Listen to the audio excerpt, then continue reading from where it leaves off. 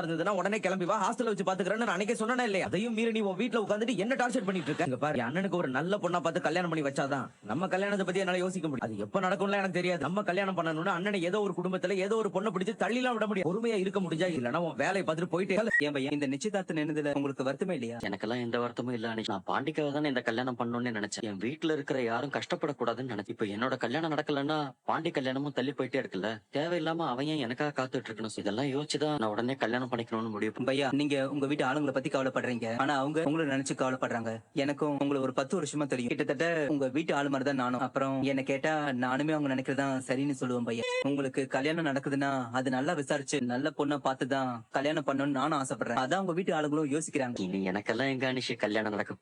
तो ये जाना सनम प्यारा दीवाना सनम तुझे देखा तो ये जाना सनम प्यार होता है दीवाना सनम तुझे देखा तो ये जाना सनम प्यार होता है दीवाना सनम अब यहाँ से कहाँ जाए हम तेरी बाहों में मर जाए हम என்னன்னு சொல். கேடு கெட்டு போனாலும் பரவாயில்ல, உனக்கு உன் பிரச்சனை தான் முக்கியம். நீ அண்ணன் கிட்ட முந்திரி கொட்டை மாதிரி போய் பேசினது